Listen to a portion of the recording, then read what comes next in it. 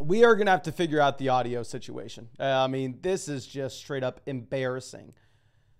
But we are going to go ahead and we're going to take Justin Jefferson. I want to take Herbert. It is what it is.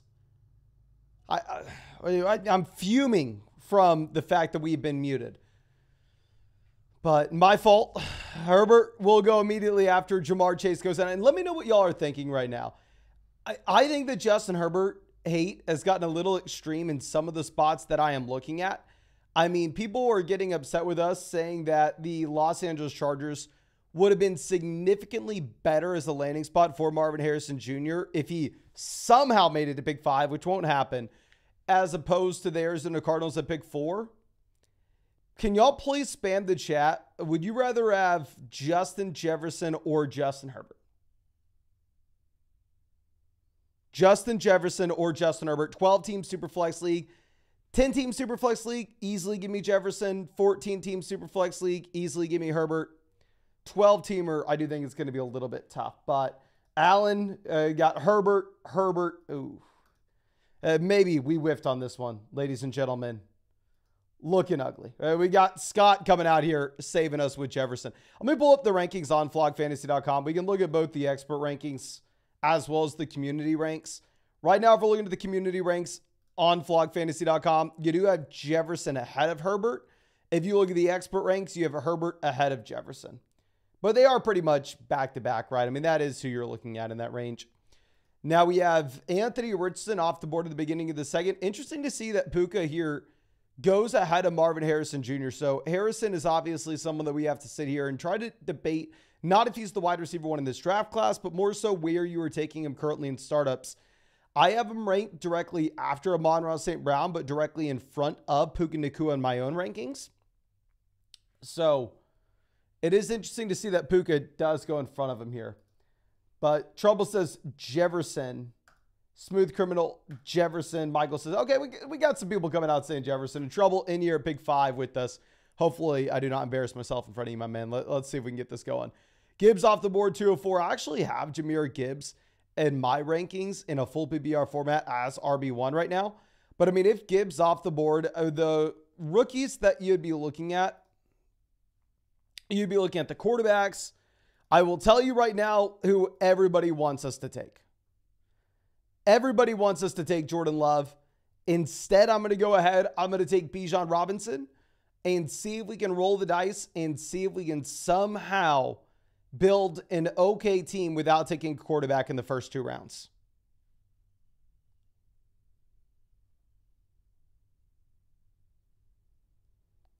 Let's see. Connor says, he said in the chat he forgot rookie picks and would have taken Marvin over Puka. It is a little bit annoying if you are looking at what you have right now in terms of the ADP for these rookies on Sleeper, where they're just so far pushed down, you do have to hit the rookies only button to see them. But let's move this. Alan says, Love or Kyler? I'm personally taking Love. I would rather have Kyler in a 4-point passing touchdown format, given the rushing upside that you have for Kyler Murray. I mean, it's pretty damn close. Let's go ahead. Let's pull up the rankings on the site real quick, and we can see what most people are doing. So, I mean, if you're looking at Jordan Love versus Kyler Murray, right now you have Kyler at 14 overall in the community ranks. I'm sorry, this is the expert rankings. And Jordan Love in here at 16. If you're going to look at the community rankings instead, you still have these guys back-to-back. You have both of them ahead of Bijan Robinson in our draft pick, though. So, like I said, whenever we took Bijan, I completely understand that most people are going to want to see the quarterback there in the middle of the second round rather than what we decided to do. But all I got to say is hook 'em horns. That's all I got to say. Okay. Now we have Breece Hall off the board, 303. A big thing if you're looking at Kyler, I know Kyler's been getting some steam as of late. It does make sense in that Marvin Harrison Jr., his landing spot is heavily skewed to the Arizona Cardinals. If you're looking at sports books right now, they have Marvin Harrison going to Arizona at like -200. So if that were to happen, I mean, it will just be the best situation Kyler has found himself in pretty much for his entire career. Tyreek Hill off the board here at the 304. Let's get a sense. There are two guys that I'd potentially be looking at with this next pick. One of them goes with Dak.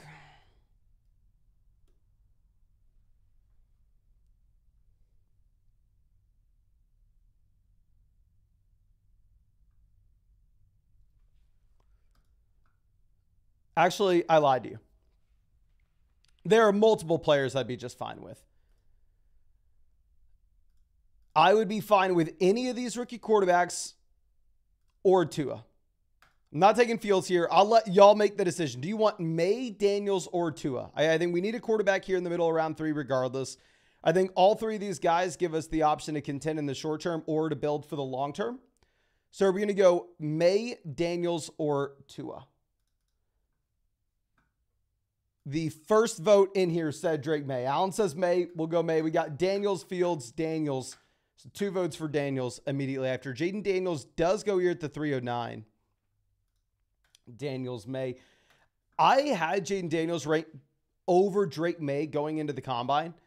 And when I say I had him ranked over, they are literally neck and neck. I mean, just trying to come up with any way to break the tiebreaker between the two.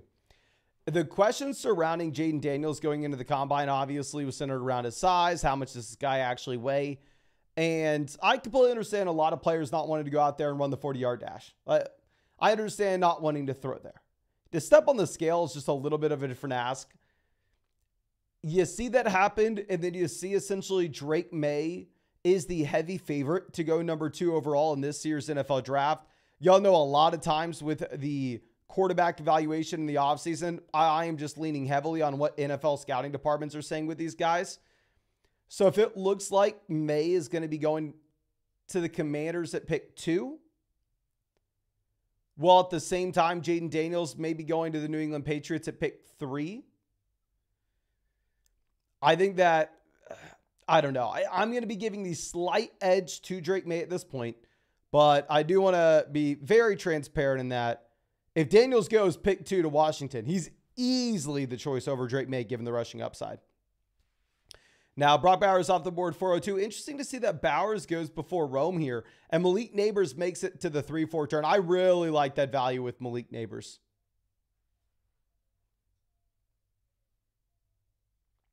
Okay, let's see what Sam decides to do. Goes Travis Etienne 403. Rome finally off the board 404. I really like that value with Rome as well.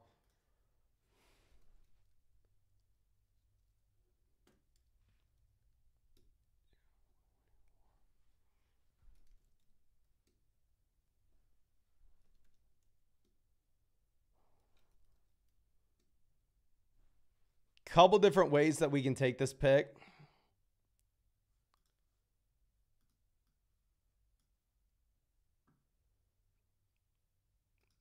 Plan, I think we're probably going to go ahead and take Nico Collins here. Brian Thomas would be the best rookie available if we wanted to go in that direction. Nico Collins, 38 in the community rankings on the site. 45 in the expert.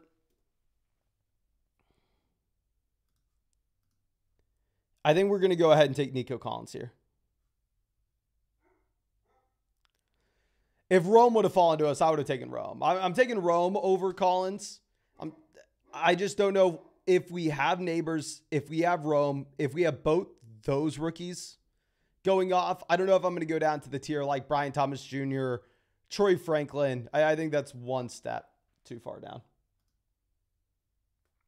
Okay. Alan says, Mason, need to get your take on 80 smash in the combine. I talked about Mitchell having an extremely well combine recently. I think it actually matters a lot for him. Big reason is, if you look at how Adonai was used at Texas, is a wide receiver that was running routes deep downfield. You look at his average depth to target. It was at the very top of the class. It never involved in the screen game, never getting anything close to the line of scrimmage. So he was utilized as a deep threat in Texas. Now, I understand a lot of people want to make the argument, well, Mason, he has a full route tree. Just because he was used as a deep threat in Texas doesn't mean that's how he's going to be used. Could be true. But if your bread and butter in college is, say, the deep ball, and you're at the very top of the class and you're averaged at the target, the last thing that we need to see is you to go to the NFL Combine and for you to perform poorly. I mean, the best example of that's like James Washington back in the 2018 class, comes out of Oklahoma State, wins the Blitnikoff, looks so great. People are very high on him at the beginning of the offseason. And then he comes in, of course he's short and he's slow. So it's like, okay, you can't be a short, slow, deep threat and work out at the NFL level, even if you did in college. So Adonai needed to be one of those winners from the NFL Combine. He definitely was. Am I excited to draft Adonai Mitchell now? No, not really. I am definitely going to rank him in that tier at the very end of round one, alongside guys like Troy Franklin, Xavier Worthy, et cetera, et cetera. I understand film guys like him. I understand the Combine was great, but at the same time, he was at the very bottom of the class in yards per route run, the very bottom of the class in targets per route run, the very bottom of the class in yards per team pass attempt. But he may go round one in the NFL draft, and film guys love him. So you have to give him credit. I'd probably take him round one of the rookie drafts now. Definitely going to go Brian Thomas Jr. ahead of him. Definitely going to go Rome. I mean, I think at best he's wide receiver 5, and it would matter a little bit more the landing spot before we want to pencil him in exactly to a situation. Okay, anyway, we got to figure out who we are taking. Quarterback, not excited about any of those names. A running back, Kenneth Walker would be the guy. Wide receiver, JSN would be the guy.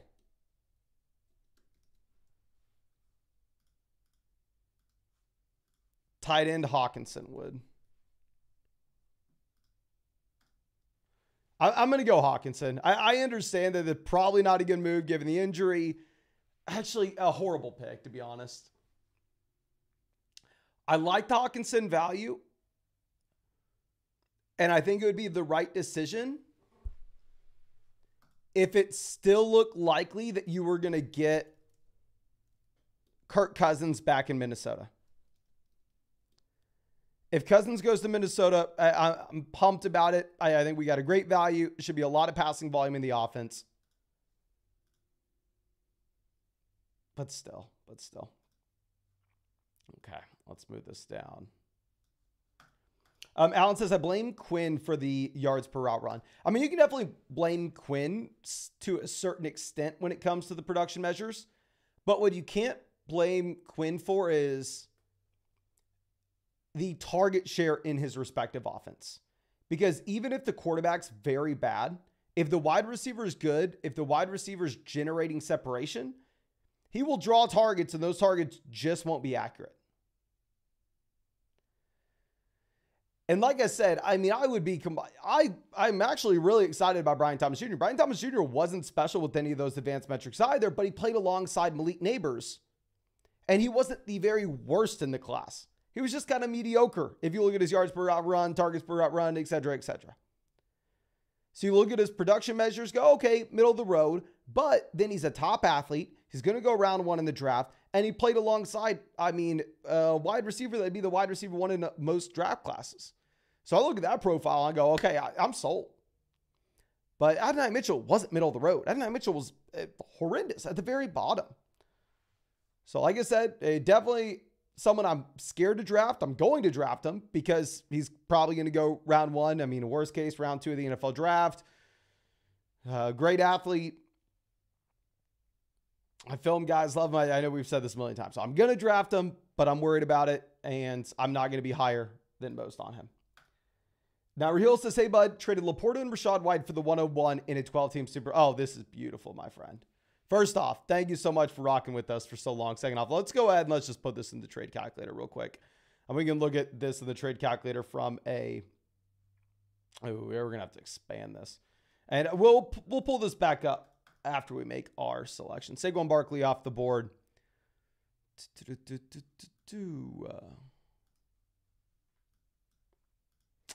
JSN goes. So now that Jackson Smith and Jigba is gone,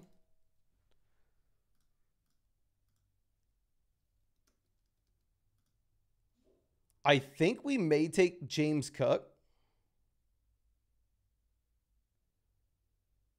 What worries me a little bit about James Cook is this a running back that No, I'm not doing it. I'm going to take Bryce Young.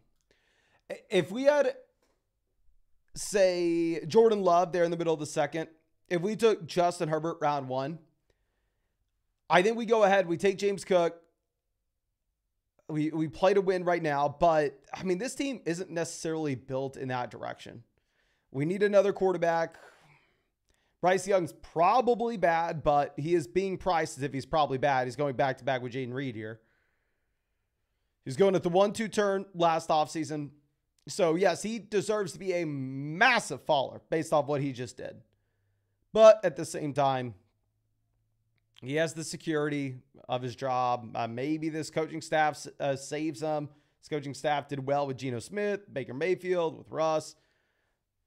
But anyway, let's go ahead and let's pull up what we have with that trade real quick.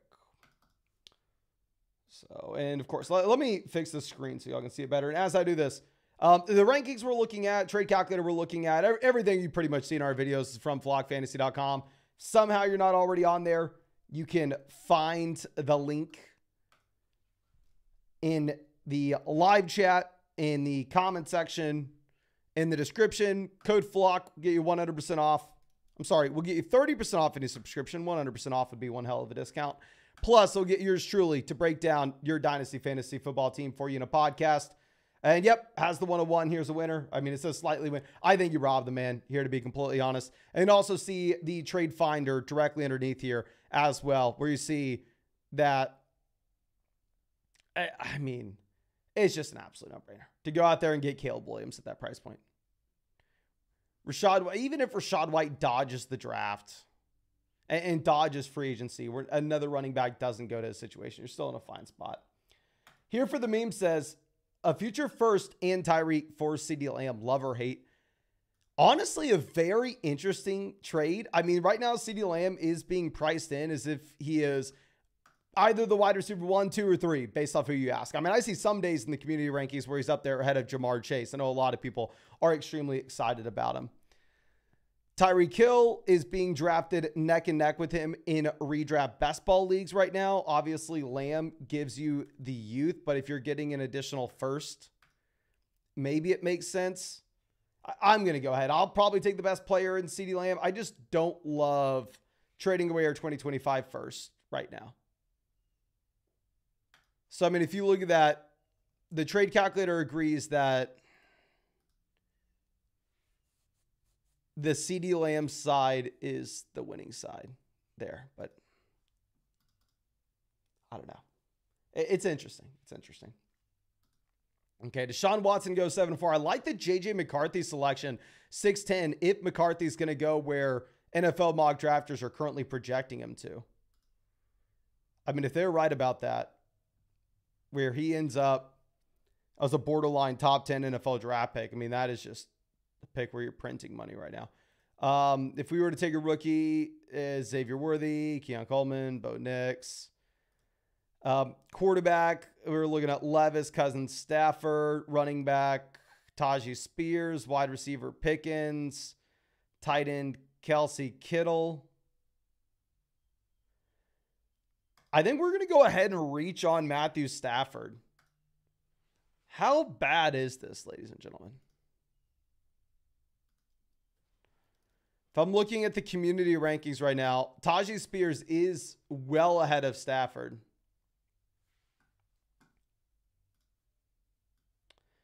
My thought process here, if we want to be competitive,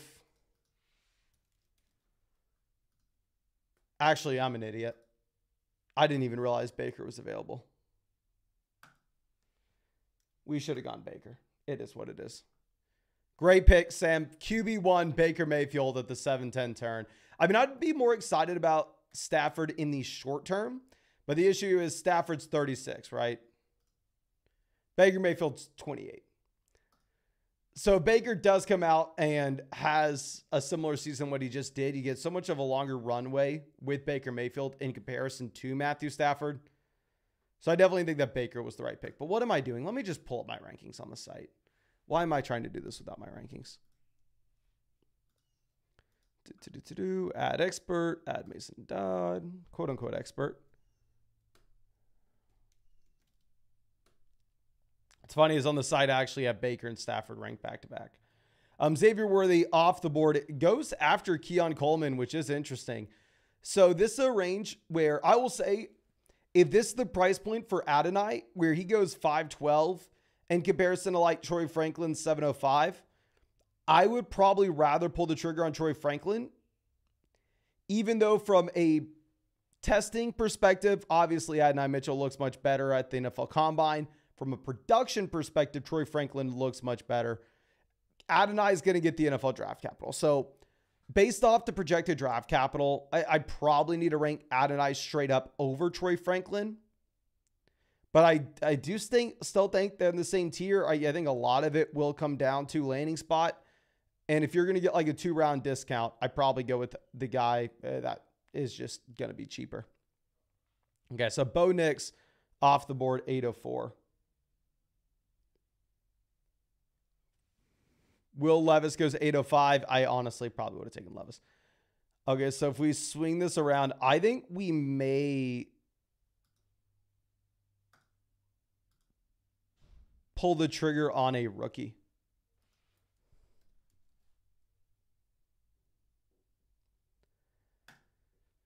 I think we're going to go Ladd here. It's an interesting pick in that if you look at this team, this is a team that's kind of right stuck in the middle where we have no identity. We don't know if we're a rebuilding roster. We don't know if we are a contending roster. We have some contending pieces like Nico, like Stafford. I throw any running back as a contending piece, to be completely honest with you. We have some rebuilding pieces like Bryce Young, Drake May, and now throwing in Ladd. This is something that I used to hate to see when I first started playing Dynasty, and honestly for years, for like 2014, 15, 16, 17, 18, I thought that being like stuck in the middle in terms of not having the identity of either a rebuilder or a contender was the worst spot you wanted to be in, because I mean, you either want the 101 or you want to win your league and get the 112. I have changed as I've aged in a way in that I do kind of want to have the flexibility going into the season a lot of times, where if we start off hot, then we have the assets we're able to go through and we're able to push in to try to win right now. Whereas on the other end of the spectrum, say we get a significant injury, say Drake May goes down, high ankle sprain before the season starts. Bijan Robinson looks like he may miss some time. Then at that point, we can go ahead and we can pivot to a rebuild and maybe just sell some veterans and immediately be there to possibly get an early draft pick, and really just staying with the flexibility as we get early into the season. So I think this team does give us flexibility, not flexibility that I love, but similar to Ladd.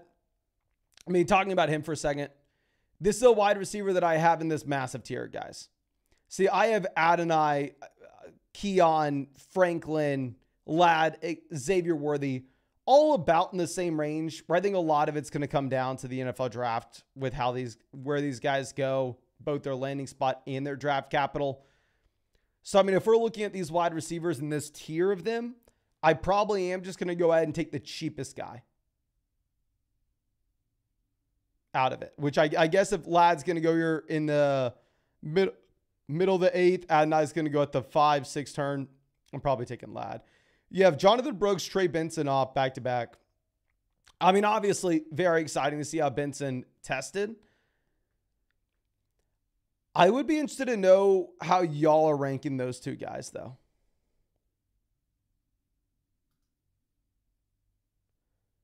Montgomery off the board. Do we chase the bounce back?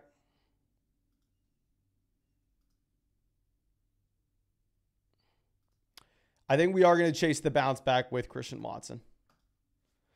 Going ahead, pulling this up. On the rankings on the site, he is my wide receiver 31. He's 98 in the community rankings, 95 in the expert rankings, 89 in my rankings. Wide receiver 35 in the expert, wide receiver 37 in the community. I actually really liked him after last season. If you were looking at Christian Watson with his yards per route run in the second half of the year, I mean, this is an exciting talent as a rookie. Obviously, last year, he can't stay healthy. He had injury issues year one as well. So, upside shot, by no means locked in. I probably need to head over to the road of his screen or look at the range of outcomes for Christian Watson again.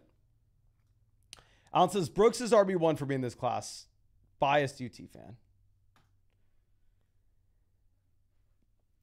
My hesitation with just immediately putting Brooks RB1, and of course, Hook Morans, is if this is a player that's going to be missing the beginning of the year or have that injury lingering into the beginning portion of the season. I think I've seen that the average Dynasty players, I don't want to say attention span, but their expectation is to see something from one of their options. That timeline has gotten significantly shorter than where it was in years prior.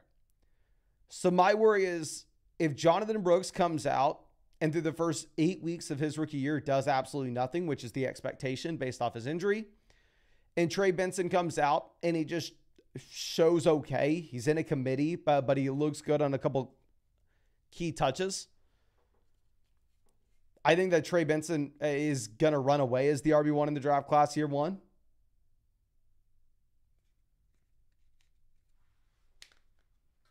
So I don't know. And Benson, obviously, at the same time, I mean, just had such a good combine as well. Now, Brian Robinson, Amari Cooper going off the board here at the beginning of the 10th. I like the Evan Ingram selection a lot. Braylon Allen goes the 10:03.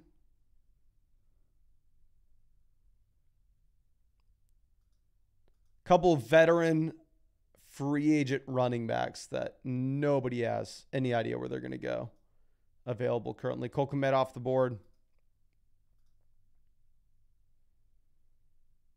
Blake Corum goes, I'm going to go ahead and take another veteran wide receiver. Y'all know I've been a Terry McLaurin hater for a very long time now, and I will continue to say that people have overrated Terry McLaurin for years. I don't know if it's because of highlight grabs on ESPN. I don't know if it's because of Madden rating. He's never been a top 20 wide receiver from points per game perspective, but decent veteran that can fill in the flex spots from a week-to-week perspective. We take Drake May here in round 3, which is a big reason for this. So by taking May in round 3, pairing him up with McLaurin, we're presumably getting that stack here with this roster. Going right after Blake Corum, right before Deontay Johnson, I do think that this is a much more realistic price tag. Much better price tag than what we've seen in years past. Okay. Kai says, Trey Lance possibly to Minnesota. Is he back? If Trey Lance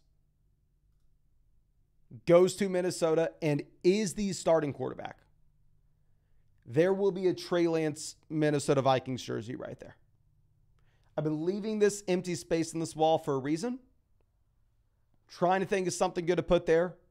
And I can't think of something better than a Trey Lance jersey if he finds himself in a starting job. But big if, my man. But Ramondre Stevenson, Aaron Jones, both off the board here at the end of the 10. So we are getting a little bit of a run on these running backs.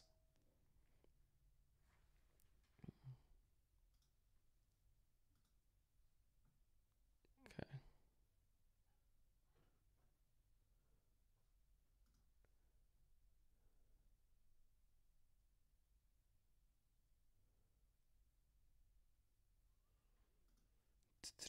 Calvin Ridley goes. I like the Ridley selection. Ridley, another guy that we kind of faded last year, especially in underdog best ball drafts.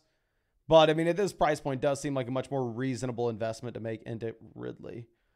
You have Dallas Goedert off the board at the beginning of the 11th.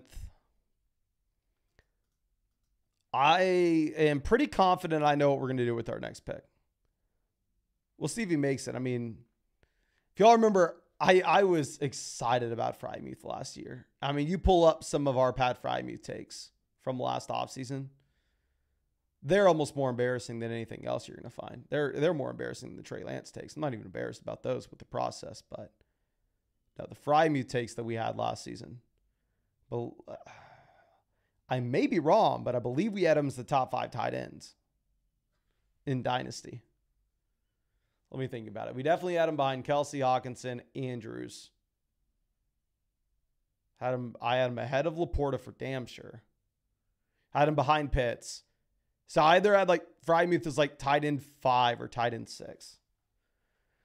Michael Penix off the board, 1104. Very interesting to see that Penix lasted this long in comparison to Bo Nix going at the beginning of the 8th, JJ McCarthy going in the 6th. I mean, it is funny that if you go back to the beginning of the offseason, I mean, at least I smushed all those quarterbacks together. I had no idea what to expect, but I completely agree. I think McCarthy and Penix should be going in their respective ranges, just given what we have seen with mock drafters as of late.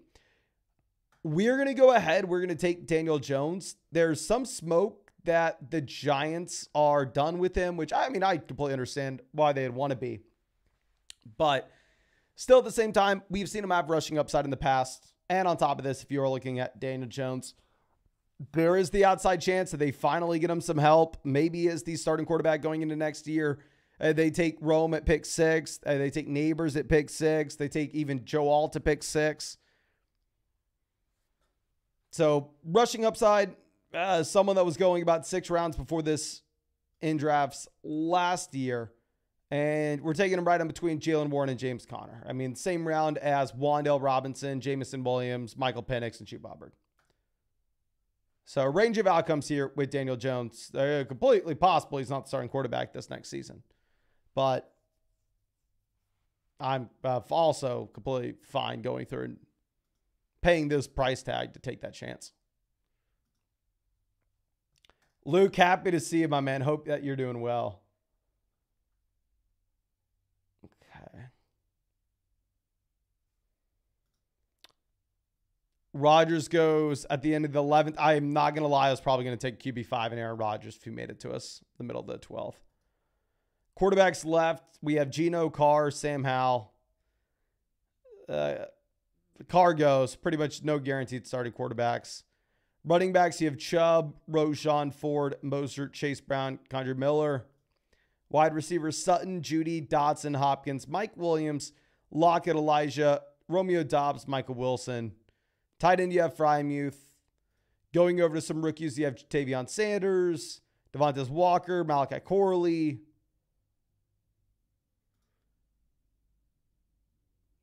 Marshawn Lloyd.